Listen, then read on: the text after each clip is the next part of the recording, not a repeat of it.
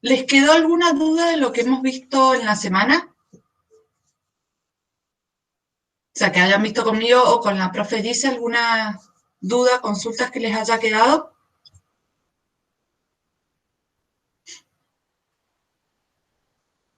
¿No? ¿Sí?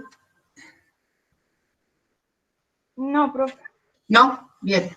Entonces, si les parece, voy a hacer una pequeña aclaración de los grupos, de los reinos y los dominios, que quizás ayer para algunos quedó un poquito confuso.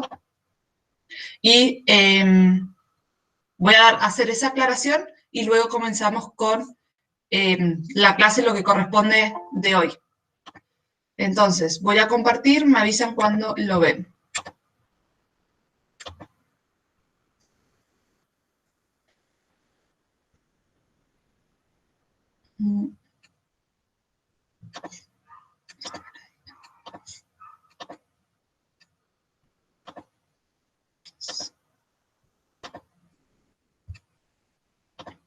Ahí estamos.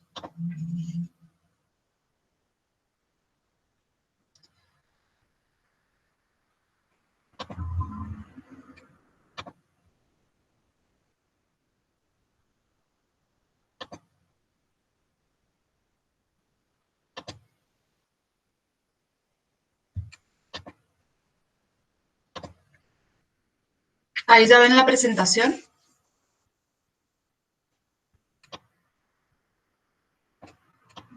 Ahí se ve, perfecto. Gracias. Bien, esto es un poco más para odonto, pero había generado un poquito de dudas en algunas personas de técnico justamente porque no tenían esta información en su cuadernillo, digamos. Lo que nosotros vimos cuando lo vimos con ustedes, algunos lo vieron con la profe Gise y otros lo vieron, o todos lo vieron con la profe Gise, que es la parte de la historia de los reinos y los dominios y cómo se llega a los dominios actuales. Entonces, esto es temporalmente, es decir, a mano izquierda tienen lo más antiguo y a mano derecha lo más moderno. Entonces, esto en sus cuadernillos de ambas carreras lo tienen detallado, tanto con personas y años de quienes fueron proponiendo. Nosotros, o la clasificación más arraigada o más tradicional que ha quedado actualmente, es la de los 5 reinos: Animalia, Plantae, Fungi, Prontista y Monera. ¿Sí? Y luego, a través del avance de la ciencia o los estudios complementarios que ha habido sobre el ARN, de estos 5 reinos se establecieron 3 dominios, ¿sí? Pero las categorías de dominios son más abarcativas que la de reinos. Y el reino Monera se lo subdividió en 2 dominios, las bacterias y arquea, o eubacterias y arqueobacterias. Y después se dejó a los otros 4 reinos con el dominio eucaria. Entonces esto es lo que genera a veces confusión, porque el reino es menor que el dominio, ¿sí? No sé si ahí justo se conectó Male, que era una de las personas que tenía esta duda. Entonces, hasta una clasificación tuvimos los 5 reinos, luego una última clasificación va a determinar los 3 dominios. Pero estos 2 dominios vienen a repartirse todo lo que era el reino Monera. Entonces les presento otra diapositiva, a ver si colabora en la explicación. Entonces tenemos 3 dominios, ¿sí? Que serían estos 3 dominios: bacteria, arcaea y eucaria. Y a su vez, los dominios se van a clasificar eucaria en los 4 protistas, en los 4, reinos: protista, hongo, plantae y animales, y bacteria y arquea se van a estar concentrados en el reino Monera, ¿sí? Acá estaríamos en violeta los 5 reinos y en azul los 3 dominios. Y por último, la imagen que ustedes tienen en el cuadernillo sería esta. Acá estarían los 5 reinos: reino Monera, protista, fungi, plantae, y Animalia, luego surgen los tres dominios, dominio Eukarya, Bacteria y Arquea, siendo Bacteria y Arquea está dividida a todos los integrantes del reino Monera, y con la actualidad ya no existiría más el reino Monera, y hablamos de los linajes que tenían cada uno. ¿Sí? Si se acuerdan, Arquea tenía 2 linajes confirmados, y uno era como una tercera opción, y Bacteria teníamos los 13 linajes. ¿Se entiende esto? ¿Se aclararon las dudas?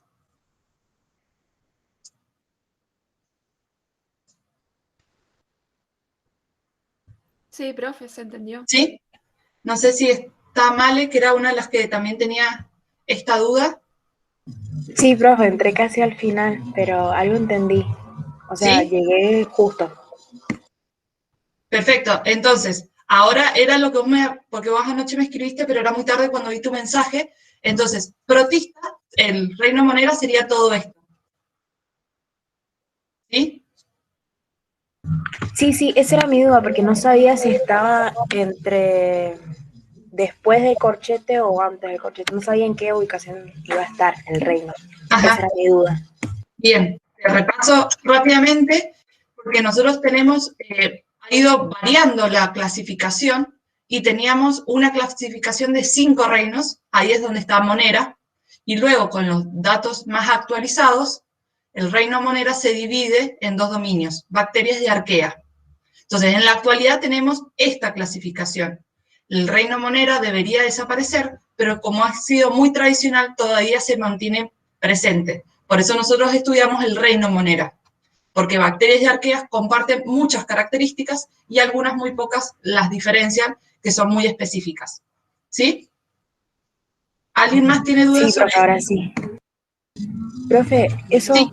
Power, ¿nos los puede pasar? Porque, si no me equivoco, lo que me mandó ayer no lo teníamos en el cuadernillo, nosotros los de técnicos, creo. Exacto, esta imagen. Este y el cuadrito no lo tienen ustedes en el cuadernillo. Claro, eso. Y esta ya te la mandé. No sé, contás las otras imágenes. Sí. Como llegué justo y vi las otras, No, estas 2 imágenes, esta y esta, no están en su cuadernillo. Yo las agregué para poder explicárselas. ¿Sí? Es como ok, sí, ahora sí. material que yo busqué para que sea un poco más claro para los que tenían dudas. No es que están en el cuadernillo esas imágenes. Esta imagen que está acá es lo mismo que ustedes tienen escrito todos en la unidad 10 al inicio, donde tienen la parte histórica. Nada más que acá está expresado en un cuadro, pero ustedes lo tienen en la parte histórica detallado, que fue lo primero que vieron cuando habla de los reinos. ¿Sí? Sí, profe, ahora sí, ya se entendió. Perfecto. Bueno, cualquier cosa, me siguen preguntando por privado cuando terminamos la clase, así llegamos al inicio, a terminar lo que corresponde para hoy. Entonces, ¿alguna duda de esto que acabo de explicar o de lo visto hasta acá? ¿O continuamos con lo nuevo? ¿Seguimos? ¿Sí? ¿Un sí, un no? ¿O escrito o oral? Sí, profe. Sí, perfecto, gracias. Entonces, como veníamos trabajando el reino Monera, que lo podemos clasificar en eubacterias y arqueobacterias, o bacterias y arqueas, son todos sinónimos, digamos. Ahora vamos a ver puntualmente lo que es la reproducción de las bacterias, que nosotros ya empezamos a ver un poquito con el tema del pili. ¿Se acuerdan del pili o el pilus sexual? Eso lo vimos ayer, digamos, que eran los apéndices externos que podían tener algunas bacterias. Entonces, con respecto a la reproducción, nosotros sabemos que generalmente o comúnmente se van a dividir por fisión binaria, que ustedes creo ya lo vieron los métodos de reproducción. Las bacterias en general se van a reproducir de manera a través de la fisión binaria o división binaria también, ¿sí? Que era que teníamos una bacteria duplicaba todo lo que tenía en su interior, se estrangulaba y se generaban 2 células.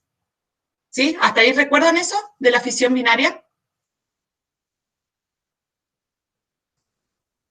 Sí, profe. Sí, ¿Sí? profe. Pero hay algunos que pueden utilizar otros métodos, o la gemación o la fragmentación de filamentos. Generalmente la gemación la asociamos un poco más a las levaduras, pero también hay algunas bacterias, como sabemos que tenemos una gran diversidad de bacterias, tienen distintos tipos de reproducción. El tema con este tipo de reproducción es que lo que se hace es una reproducción asexual y se generan clones. ¿Sí? Las 2 bacterias que se originan van a ser idénticas entre sí y van a ser idénticas a la que le dio origen. Entonces se generarían clones. Por lo tanto, no habría una variabilidad genética, como por ejemplo, cuando en el ser humano, al reproducirnos sexualmente, se unen 2 gametos, femenino y el masculino, y al unirse van a tener una combinación de características genéticas y eso permite una variabilidad en la especie. En la reproducción asexual no se encuentra una variabilidad en la especie, entonces las bacterias tienen otro tipo de transferencia o mecanismo para que haya una variabilidad genética. Nosotros vamos a trabajar solo 4. Estas variabilidad genética, ¿sí?, las vamos a clasificar en 2 tipos. Una transferencia vertical, ¿sí? Una transferencia vertical es de un antecesor a la descendencia. Para ponernos en simples palabras, sería de los padres a los hijos, ¿sí? Porque transfiere verticalmente, si nosotros pensamos por descendencia, en un árbol filogenético, en un árbol familiar, digamos. Y después tenemos una transferencia horizontal, es decir, esta le pasa a esta, a través de distintos mecanismos. Esa transferencia horizontal ocurriría, por así decirlo, entre bacterias pares, ¿sí? No entre los progenitores y la descendencia, sino que directamente entre 2 bacterias pares. ¿Se entiende la diferencia en transferencia vertical y horizontal? No, profe, yo no lo entendí. No, Yo igual, profe, no lo entendía. no se entendió. Bien. La transferencia vertical se entendió, es lo que nosotros le pasamos a nuestro hijo. ¿Eso sí se entendió? Sí, eso sí lo Es entendí, así. pero no entendí Bien. el horizontal. La horizontal es algo que nosotros no estamos acostumbrados a ver. Quizás enseguida, cuando les muestre cada uno, cierra el ciclo. Pero es una capacidad que tienen las bacterias de pasarle su material genético o parte de su material genético a una célula vecina. ¿Sí? Eso sería transferencia horizontal, porque son 2 células que están viviendo en el mismo momento. Se asocian y se mezclan o le transfiere información a la otra bacteria. Ahora vemos ejemplos que quizás con las animaciones más simples, si no, vuelvo para atrás y explico lo que es transferencia horizontal. ¿Qué es lo? Profe, Sí, mediante el pili sería que se hace la transferencia horizontal. exacto. Por ejemplo, en la conjugación. La conjugación va a participar el pili. Ya vamos a ver que en las otras no. Ah, bien, gracias. ¿Sí? Ese sería uno de los métodos. ¿A qué hace relación la transferencia? Transferencia hace hacia el material genético. Entonces, el material genético o lo pasamos a la descendencia, las bacterias tienen la capacidad de pasarlo a la descendencia, o pasarlo a alguna bacteria vecina. Ahora vamos a ver cada uno de los ejemplos y quizás hay con los ejemplos más claros para ver cada una. En la transferencia vertical solo vamos a ver el mecanismo de mutación, es decir, la bacteria progenitora sufre una mutación en su ADN y esa mutación es heredable por sus hijas. Ya sabemos que las mutaciones pueden ser positivas, negativas o neutras. Esa es la más común o la más importante porque se asegura que pasa la descendencia y las nuevas descendencias va a generar. Un segundo que entró una de sus compañeras. Ahora vamos a ver. ¿La mutación la entienden? Sí, profe, se entiende. ¿Sí? Una variación en el ADN que por X motivos que luego pasa a la descendencia. La conjugación, como decía su compañera recién, se lleva a cabo a través del pilus. Ustedes se acuerdan que las bacterias tenían un ADN cromosómico y además podían tener un ADN extracromosómico que lo llamábamos plásmido. ¿Recuerdan? Sí, profe. ¿Sí? A las bacterias que tienen ese plásmido, o en este ejemplo que vamos a ver, la vamos a llamar plásmido F. Y como son positivas a ese plásmido, es decir, lo tienen, la vamos a llamar célula donadora o célula F+, porque tiene el plásmido extra, digamos. Y esas bacterias van a formar el pilus, que el pilus o pilisexual era una estructura filamentosa que permitía unirse con otras células. Entonces, esta sería la bacteria 1, por así decirlo, y esta va a ser la bacteria 2. Estas dos son las que se van a reproducir o conjugar. Como vemos, la célula receptora no tiene el plásmido extracromosómico, solo tiene su ADN cromosómico. Entonces, como es la receptora y no tiene el plásmido, se llama también célula F negativa. Y si también observan, esta célula tampoco tiene el pilus. Profe, Sí. disculpe, ¿por qué era receptora célula F negativa? Va a ser receptora porque no tiene el plásmido. ¿Ves que solamente tiene el ADN cromosómico y no tiene el extra? Entonces, como no tiene el plásmido F, le ponemos F negativa. ¿Sí? Bien, gracias, profe. Profe, Sí. ¿también le comparte el pili? Ahora vamos a ver. ¿Sí? Inicialmente, porque en realidad la formación del pili generalmente es producido por el plásmido. La información genética que tiene el plásmido va a generar el pilus. Entonces no es que le regala o le comparte su pilus, sino que la nueva célula va a generar su propio pilus. No sé si iba hacia esa la pregunta. Sí, esa era, profe, gracias. Bien, entonces, diferencia entre célula donadora y receptora. ¿Estamos bien hasta acá? ¿Seguimos? Profe, ¿por Sí, qué profe. se le pone la determinante? ¿Por qué se pone F, digamos? ¿Es un nombre o porque...? Sí, porque es un nombre que se establece que el plásmido F, generalmente se les pone plásmido F, excepto que tenga alguna característica puntual el plásmido. Pero si no, en general se los llama F. Ah, bien, gracias. ¿Sí? Acá, en este caso, va a ser una transferencia horizontal, ¿sí? Porque estas dos bacterias están viviendo en el mismo momento. Son pares, por así decirlo. En la transferencia vertical ocurre de padres a hijos. ¿Sí? Los padres, cuando generan la descendencia, le transmiten. En este caso, va a haber una transferencia entre dos células pares. ¿Sí? Que viven en el mismo momento. Por eso es horizontal la transferencia. Entonces, la célula donadora o célula F+, lo que va a hacer es que unir, ¿sí? O conectar su pilus con la otra bacteria, y al conectar su pilus con la otra bacteria, esto permite que las membranas plasmáticas, la pared celular, se fusionen. Al fusionarse, van a dejar como un puente entre ambas bacterias. Entonces, la bacteria donadora va a donar una copia de su ADN extracromosómico, ¿sí? Una copia del plásmido. ¿Se ve ahí en la tercera imagen? ¿Hasta acá lo que voy explicando?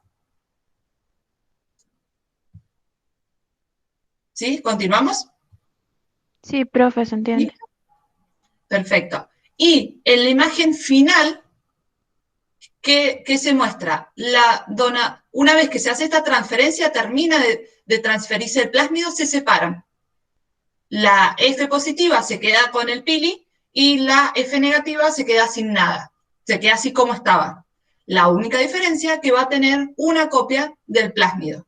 Entonces, cada una de las copias, cada una de las células, la F+, lo que va a hacer es, va a volver a duplicar su material extracromosómico para tener dos copias, y la nueva va a generar por primera vez la segunda copia del plásmido, y una vez que genera esta copia, va a generar su pilus. Entonces, a partir de ese momento, ya la denominamos como una nueva célula donadora o célula F+. Y esta sigue siendo F+ porque ella no entrega todo su plásmido, sino que entrega una copia nomás. ¿Se entendió este proceso? O sea, Sí, sí, Cami. digamos la colita esa que va en la tercera imagen, ¿es Sí. parte de su plásmido? Exacto, es el plásmido. Si ustedes ven acá, tienen como 2 circulitos. Entonces, una copia doble. Entonces, acá lo que hace, o en la imagen está como representado, que entrega como el círculo externo. Una vez que este circulito se pasó completamente, esta va a ser su copia y esta va a ser su copia. Entonces, vuelvo a tener 2 circulitos. ¿Sí? Sí, profe, gracias. Profe, ¿se Sí. duplican rápidamente los plásmidos? Sí, es prácticamente inmediato, digamos, porque ya tiene la información, entonces lo único, tiene información y la maquinaria, entonces lo único que hace es hacer una propia copia. Bien, bien. Ahora ¿Sí? sí lo entendí. Sí, ahora sí. Ahora sí, ¿alguna otra consulta más sobre la conjugación? No, profe, de mi ¿No? parte no. Perfecto. Las y los que no habían entendido la transferencia horizontal. ¿Ahora se entiende a qué hace referencia transferencia horizontal? Sí, profe, ahora sí. Ahora sí, perfecto. Y no me acuerdo quién más estaba con la duda también. Sí, yo, profe, pero ahí ¿Ahora no. sí? Sí, ahora Sí. que con el ejemplo es un poco más claro. Entonces, ya vimos conjugación, ahora vamos a ver el proceso de la transformación. El proceso de la transformación es un poco más simple, porque ¿qué es lo que hace la célula? Perdón, este pilus y este plásmido, no todas las células o no todas las bacterias van a generar el pilus. Si es un plásmido puntual que genera el pilus. Y son algunas especies puntuales que tienen la capacidad de generar el pilus. No es que todas las bacterias tienen esta capacidad. ¿Sí?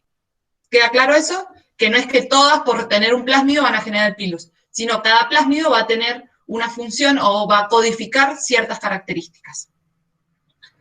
El segundo proceso que vamos a ver, que es el proceso de transformación. Este es más simple. Acá tenemos una bacteria, ¿sí? Con su ADN cromosómico. Esto blanco sería como su medio. La bacteria en su medio se pueden encontrar plásmidos sueltos. Entonces, ¿qué es lo que hace la bacteria? Absorbe, ¿sí? O incluye el plásmido que está suelto en el medio y se lo hace propio. ¿Sí? De un plásmido libre lo transforma a un plásmido o un ADN extracromosómico para esta bacteria. Profe, tengo una duda o sea, vi esta imagen y me surgió una duda con la conjugación. La célula F positiva, ¿ya tiene incorporado el ADN cromosómico y el plásmido? O sea, ¿ya tiene todo incorporado?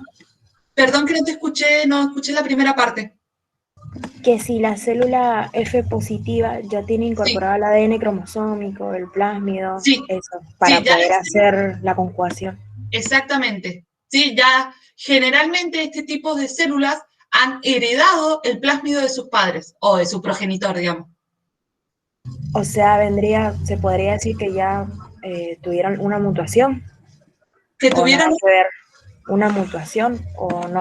No, hay algunas células que ya tienen este plásmido, que lo heredaron en algún momento de su vida sus progenitores y se los heredaron. Hay otras que no lo heredaron, entonces existe el método de conjugación para heredarlo. Ah, sí, ahora sí, profe. ¿Sí? O sea, lo pueden obtener de dos maneras, de sus progenitores o a través de la conjugación a este plásmido F. ¿Sí? ¿Ahora queda mejor, Male? Sí, profe, ahora sí. Perfecto. Entonces, este plásmido que estaba suelto puede ser engluido, ¿sí? O envuelto por una bacteria y la bacteria lo transforma como un plásmido propio. Porque estos plásmidos pueden tener distintos efectos dentro de la célula. En algunos casos, el plásmido se puede fusionar con el ADN cromosómico, entonces también le puede generar variabilidad. Pero ese sería el objetivo, obtener más ADN por si en algún momento no saben o buscan otra variabilidad y el plásmido puede llegar a aportarle diferencia.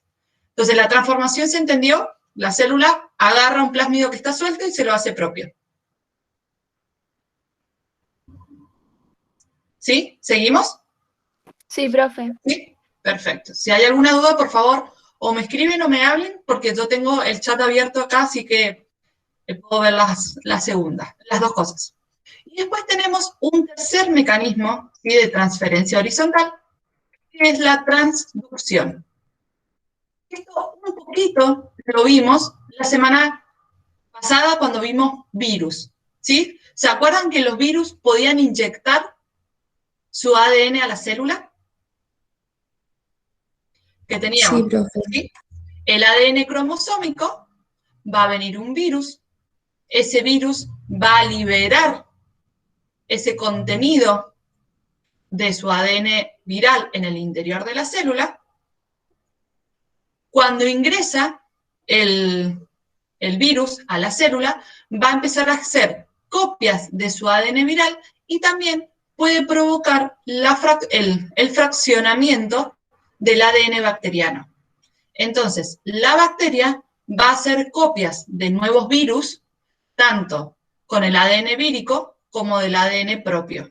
¿Sí? Sería como un mínimo mecanismo de defensa que tiene la bacteria para que quede su descendencia. Entonces, va a hacer copias víricas con ADN viral y copias con ADN bacteriano. ¿Hasta acá se ve eso que estoy explicando? Sí, Sí, ¿no? profe. Sí, Ese profe. había salido en la unidad, la 9. La 9, exacto, porque vimos la parte del virus. ¿Qué es lo que nosotros vimos en la unidad 9? Esta formación, estos naranjitas, digamos, que solamente se formaban virus con ADN viral. En esta ocasión vemos que existe también que se puede formar un virus con ADN bacteriano. Entonces, esta especie de virus, porque no es un virus, sino que tiene la estructura del virus, va a infectar a otra célula bacteriana y como generalmente comparten muchos genes, se puede producir la fusión de los cromosomas. No me deja el mouse mostrarles, ¿sí? Inyecta el ADN bacteriano, una vez que inyecta el ADN bacteriano, el ADN bacteriano, como es muy similar al de la propia bacteria, puede ocurrir una recombinación homóloga y se produce, en vez de tener un plásmido extra, se produce una recombinación generando un crecimiento en el ADN cromosómico. ¿Sí? ¿Se ve eso?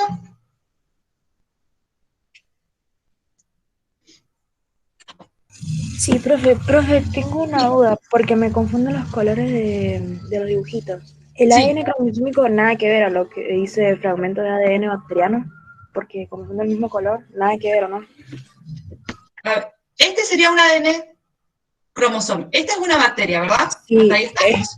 Y esta va a ser otra. Como cada bacteria tiene su ADN, acá está representado este ADN de la bacteria 1 de color azul y esta bacteria 2, porque es otra bacteria, lo tiene representado de color violeta. Y el virus es color naranja. Entonces, este cromosómico de la bacteria 1 lo rompe y genera copias víricas con ADN bacteriano de la bacteria 1. Esa bacteria, ese virus con el ADN bacteriano 1, lo transmite a la bacteria 2, que sería la violeta, el ADN violeta. Y como son dos bacterias que generalmente son de la misma especie, entonces comparten muchos genes, se puede ocurrir una recombinación homóloga. Es decir, en el ADN cromosómico de la bacteria 2 se agrega un segmento del ADN cromosómico de la bacteria 1. ¿Sí? ¿Era esa la pregunta?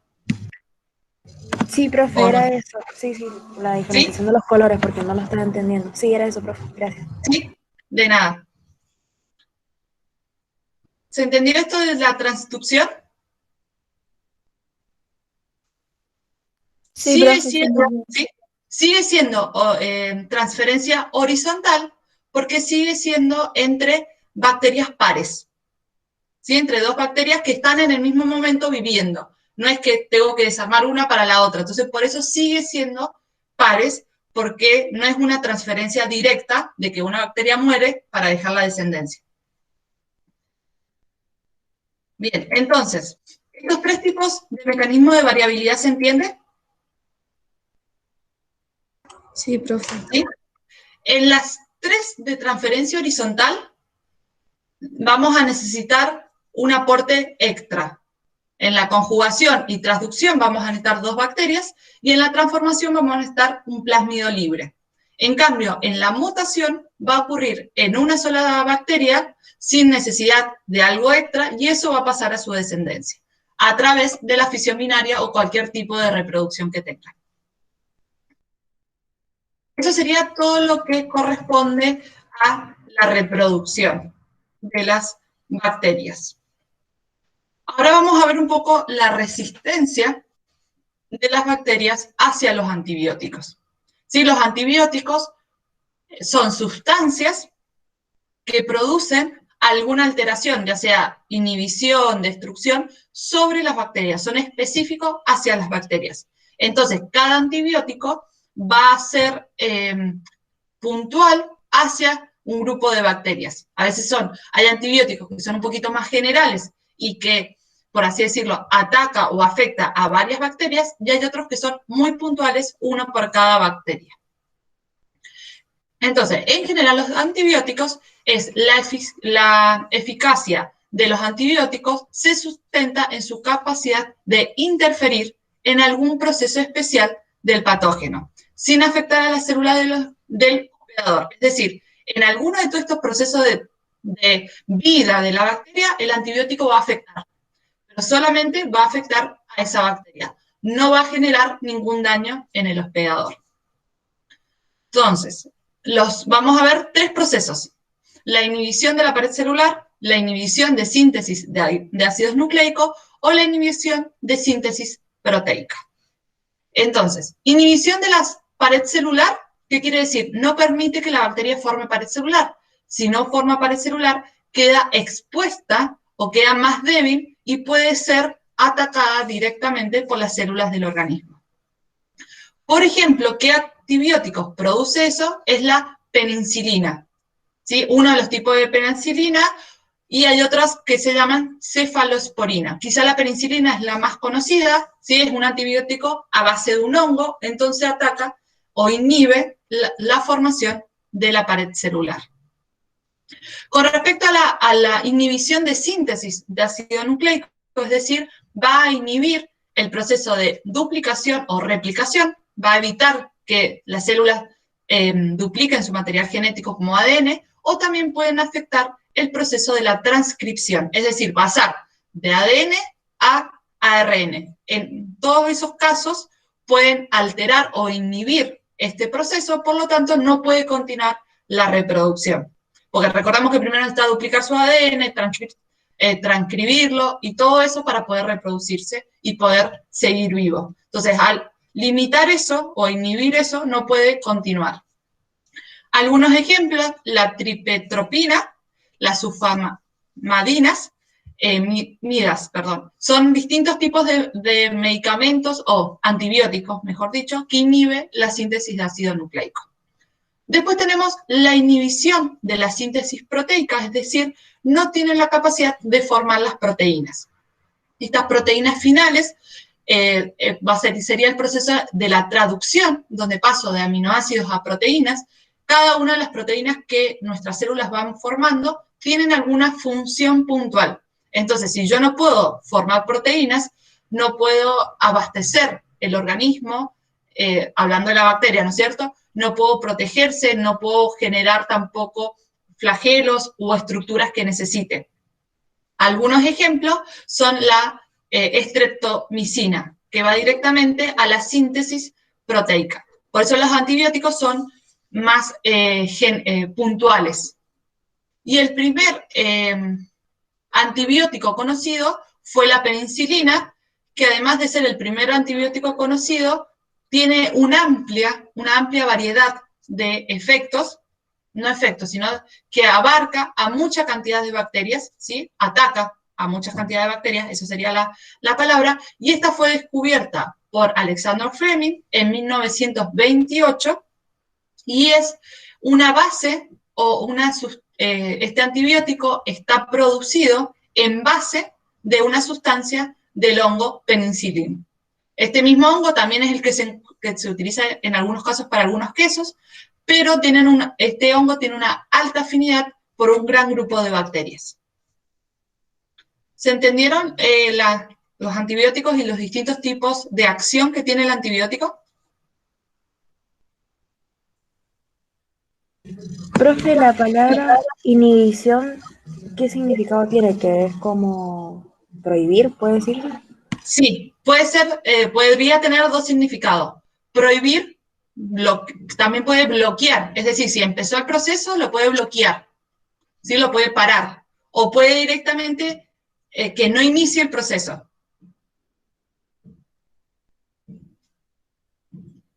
¿Sí? Si yo necesito, por ejemplo, el de pared celular, cuando se está reproduciendo, necesito generar mayor cantidad de pared celular para que se me generen las dos células, rompo ese mecanismo de formación de pared.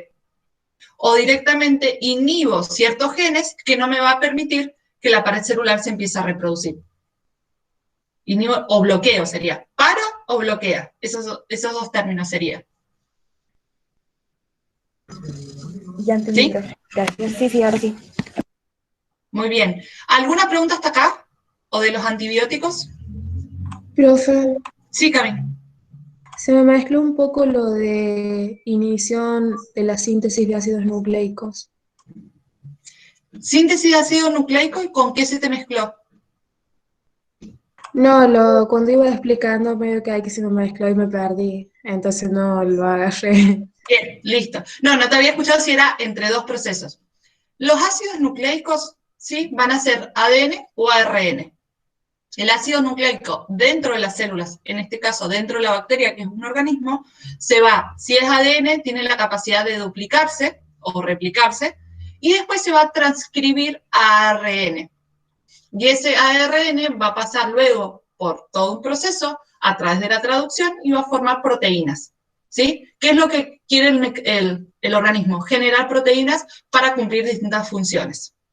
Entonces, en la inhibición de síntesis de ácido nucleico, ataca estos dos procesos.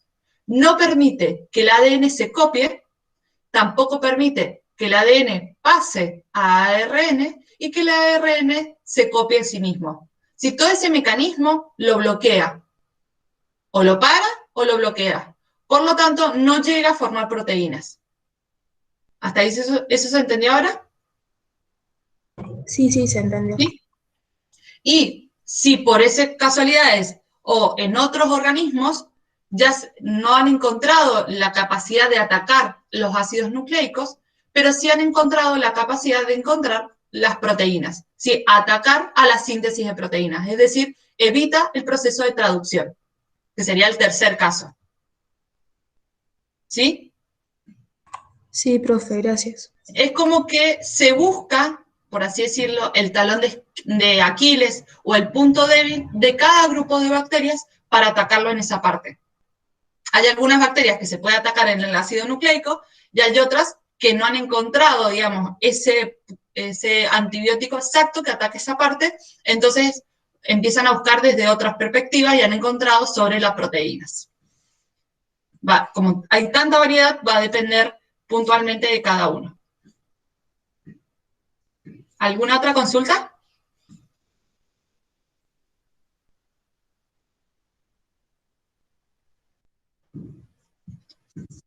No, pero ninguna.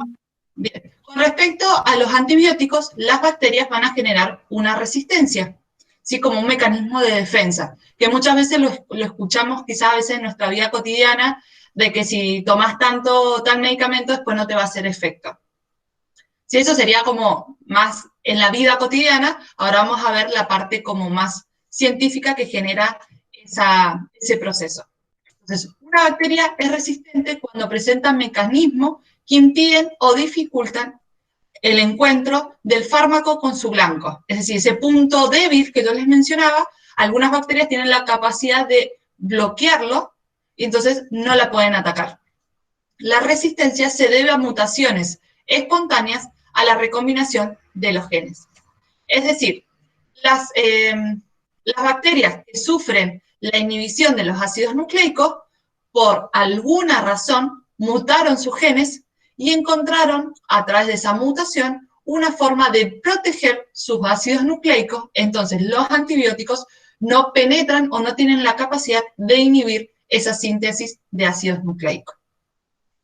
Como vimos, una mutación lo van a heredar su descendencia. Entonces, todas esas bacterias de toda esa cepa no van a poder ser atacadas o van a tener resistencias al antibiótico porque van a heredar la mutación del progenitor. Entonces, toda esa cepa va a ser resistente a cierto antibiótico. ¿Se entendió eso?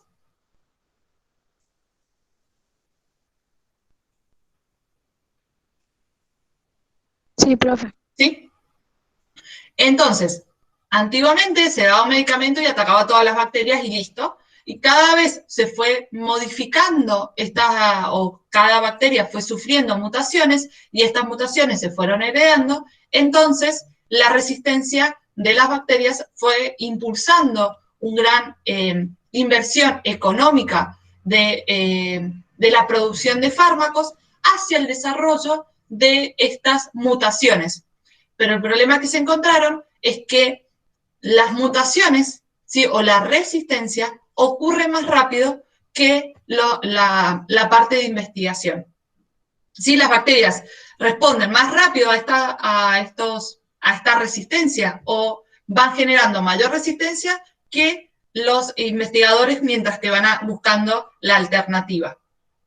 Entonces, por eso al tener una alta tasa de reproducción, las bacterias generan un alto cambio de material genético, por lo tanto, tienen una alta probabilidad de resistir a los antibióticos. ¿Sí? ¿Consultas sobre antibióticos?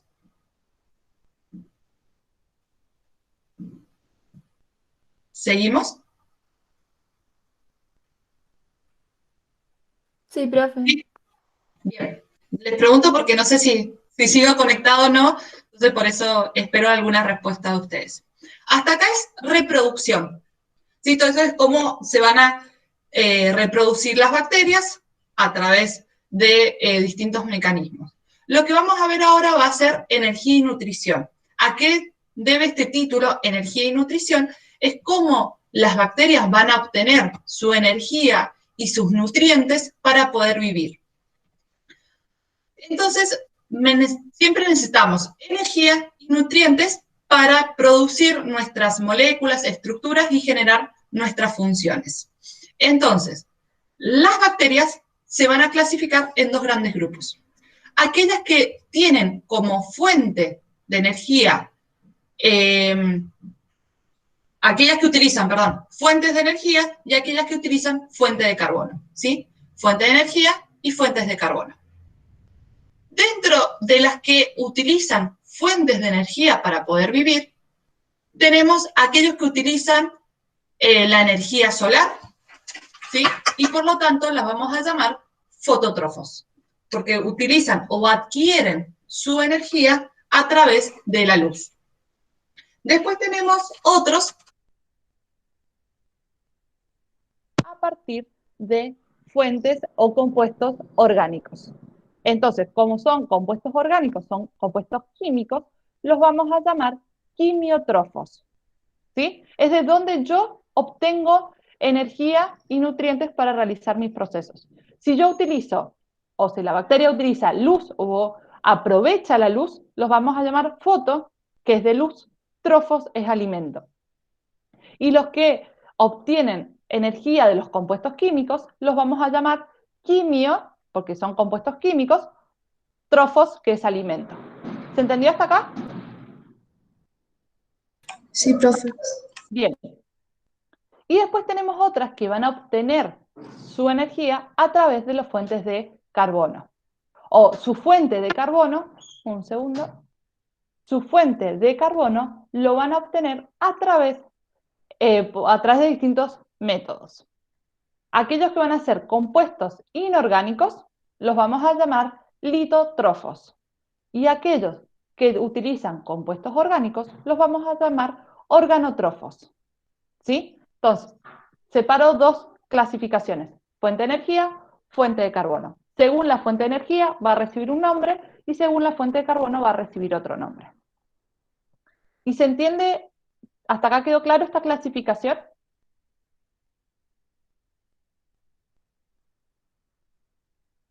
Sí, profe, quedó claro. Bien. Entonces, ¿qué es lo que vamos a ver ahora, que se pone un poquitito más difícil? Es la combinación. Porque pueden haber individuos que la fuente de energía sea la luz y que la fuente de carbono sean compuestos inorgánicos. O que sean compuestos inorgánicos la fuente de carbono y la fuente de energía sean compuestos orgánicos. Entonces, estas combinaciones entre una columna y la otra es la variabilidad de organismos que vamos a tener. Entonces, en esta tablita les muestra la fuente de energía, ¿sí? ¿Qué van a utilizar como fuente de energía? ¿Y qué van a utilizar como fuente de carbono? Acá está representado el dióxido de carbono. El dióxido de carbono representaría a los compuestos inorgánicos. Entonces, según la fuente de energía de la luz, ¿cómo los llamábamos? Si utilizaban la luz, ¿qué nombre recibían? Fotótrofos. Perfecto. ¿Y si usaban el dióxido de carbono como fuente de carbono? Litótrofos. Litótrofos. Muy bien, ¿sí? Entonces acá tenemos luz y dióxido de carbono. Entonces, a esta combinación, a estos organismos que tienen esta doble capacidad, los vamos a llamar fotolitótrofos. ¿Se entendió? Sí, profe, sí. Perfecto. Es decir, primero los puedo clasificar como fuente de energía y fuentes de carbono por separado. Pero después, si yo quiero, puedo unir todo y definirlos. Entonces, hasta acá estamos fotolitótrofos. Los que utilizan fuente de energía a la luz, ¿cómo los llamamos? Fotótrofos. Bien. ¿Y los que utilizan compuestos orgánicos?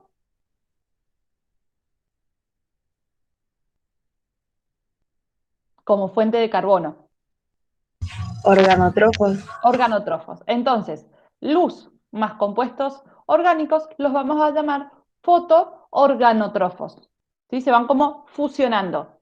Siempre, si ustedes ven, va primero la obtención de la energía o la fuente de energía y luego la fuente de carbono. ¿Sí? ¿Ven esa combinación? Fotoorganotrófos. ¿Sí?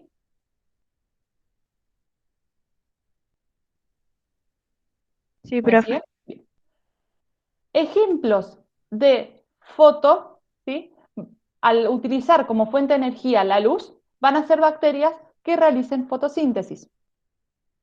Entonces, tenemos bacterias púrpuras y verdes del azufre y las cianobacterias, y después, en los que utilizan, como acá utilizan las verdes del azufre, es decir, utilizan azufre, azufre no va a ser, van a utilizar el azufre y no es una fuente orgánica, también por eso para ir haciendo asociaciones con la fuente de carbono. Y estos puntualmente van a necesitar para su respiración celular, van a utilizar estos compuestos: hidrógeno, azufre, azufre elemental y agua. Las fotoorganotrófos, ¿sí? Que acá ya tenemos compuestos orgánicos como fuente de carbono, van a ser las bacterias púrpuras y verdes no sulfarias. Y van a utilizar como dadores de electrones compuestos orgánicos: alcoholes, ácidos grasos, glúcidos. ¿Sí? Hasta acá estamos, estas dos clasificaciones. ¿Y cómo lo voy armando? Sí, profe. ¿Sí? Bien. Después tenemos la fuente de energía, que puede ser química, o la fuente de carbono. Bueno, las de carbono ya lo vimos. Pueden ser químicas. ¿Se acuerdan cómo los llamábamos? Quimiotrófos. Quimiotrófos, perfecto. Entonces, en este caso en particular, van a ser compuestos químicos y a través de la oxidación aeróbica, porque no, ¿se acuerdan que teníamos bacterias anaeróbicas, aeróbicas y facultativas? Entonces, en este caso va a ser una oxidación aeróbica. Va a utilizar el dióxido de carbono como fuente inorgánica. ¿Se acuerdan cómo era la fuente inorgánica? ¿Cómo lo llamábamos? Litótrofos. Litótrofos, perfecto. Entonces, quimiótrofos más litótrofos nos va a quedar quimiolitótrofos. Recuerden, como una memoria o memotest, que siempre va primero la fuente de energía y después la fuente de carbono. Porque les pueden preguntar los por ejemplo, quimiolitótrofos que acabamos de ver, qué fuente de energía tienen y qué fuente de carbono tienen.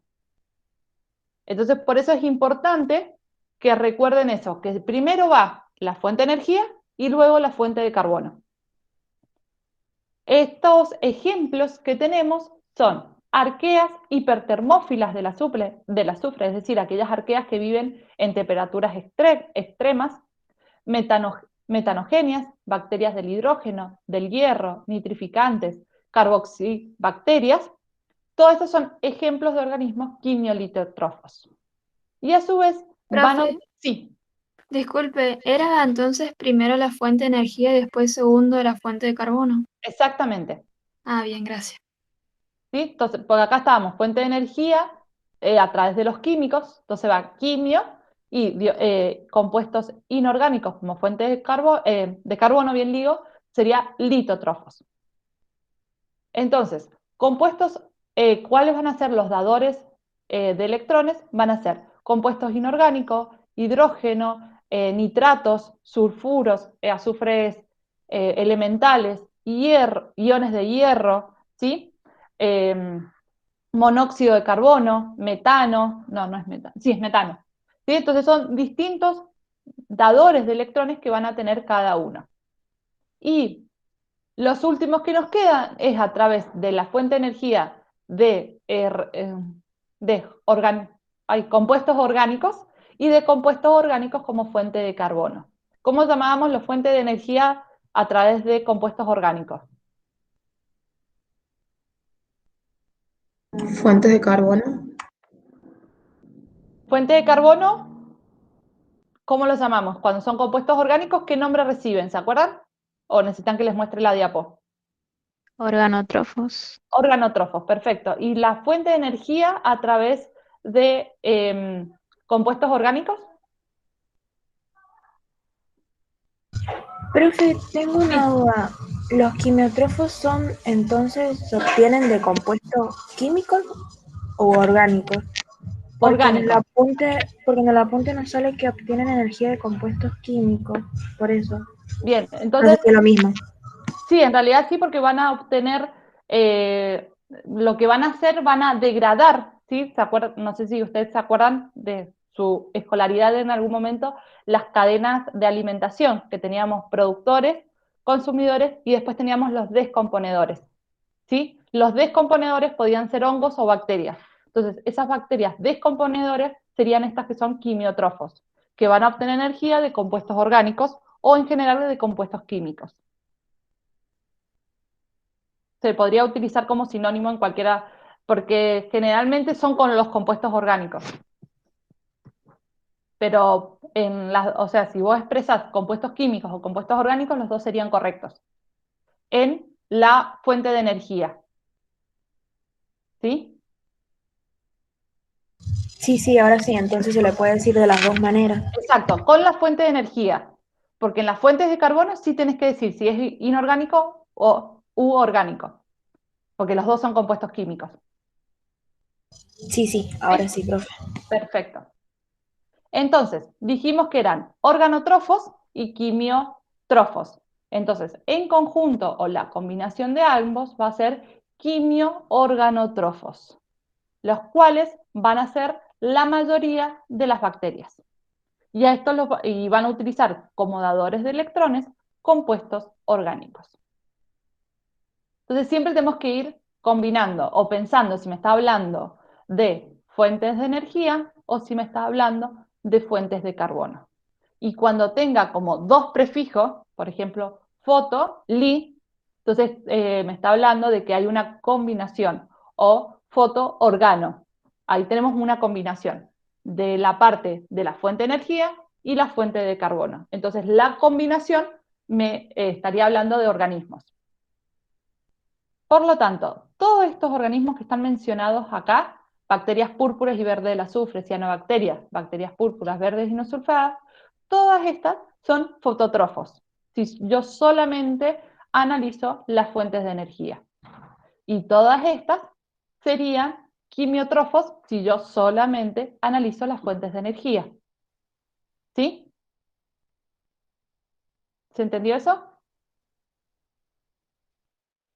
Sí, profe, eso sí se entendió. Yo tengo una duda. ¿Fuente de carbono es lo mismo que decir fuente de nutrición o no? No, porque en muchos casos van a utilizar como fuente de nutrición la fotosíntesis. Sí, el carbono va a ser para utilizar, para formar estructuras. Se necesita el carbono como fuentes de carbono.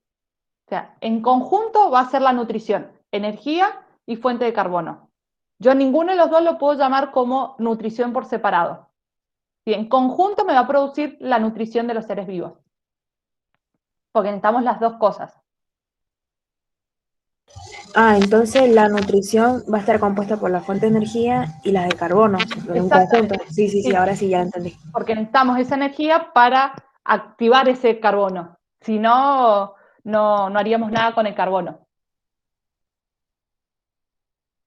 Sí, ahora sí ya lo entendí, profe. Gracias. De nada. ¿Alguna otra consulta?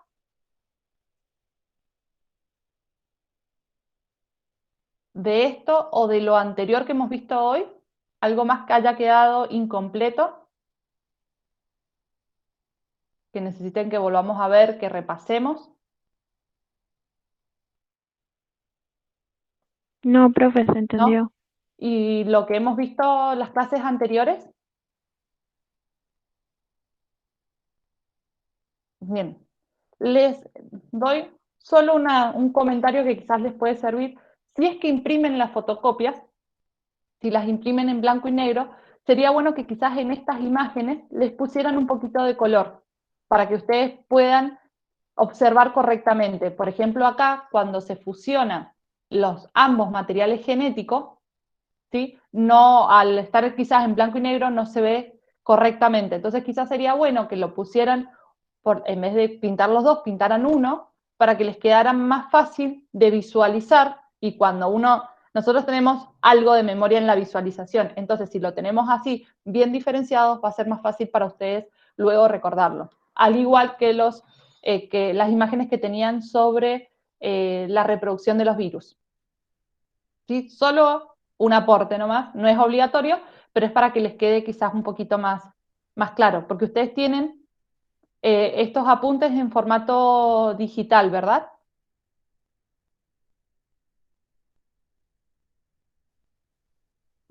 Para ver los colores. Yo ahora, profe, lo tengo digital porque no puedo todavía imprimirlo. No, por eso les digo, o sea, ustedes en digital lo tienen, pueden ver colores. Quizás a ustedes les es más fácil estudiar desde la computadora o desde la parte digital. Pues los que los imprimen, les recomiendo eso, pero ustedes sí los tienen en digital para ver los colores, a eso me refería, me quedé con esa duda. Yo, profe, lo saqué en blanco y negro, así que sí, me conviene pintarlos porque de verdad hace mucho la diferencia. Sí, es más fácil que a veces quizás no se tiene que leer todo, o cuando repasamos, a veces quizás ya ver la imagen podemos ir explicando sobre la imagen. Así que una recomendación nomás, no obligación, solo recomendación. ¿Bacterias alguna consulta? ¿O de reino monera? No recuerdo si ustedes me habían preguntado cuándo rendían o si iban a rendir qué unidades. No sé si era de esta comisión. No, entonces era el grupo de la tarde. Creo, profe, que nos comentaron que íbamos a rendir los tres juntos, 8, 9 y 10, ¿puede ser? 8, 9 y 10, sí, exactamente. Pero no me acuerdo si me habían preguntado ustedes o los chicos de la tarde. Por eso era para confirmarles. Bueno, chicos, si no tienen ninguna duda o consultas, hasta acá hemos terminado. Male o el que quiera y necesite que volvamos a ver lo de los reinos o dominios, se pueden quedar, no hay ningún problema, y nos quedamos un ratito más. Si no, ya estarían liberados.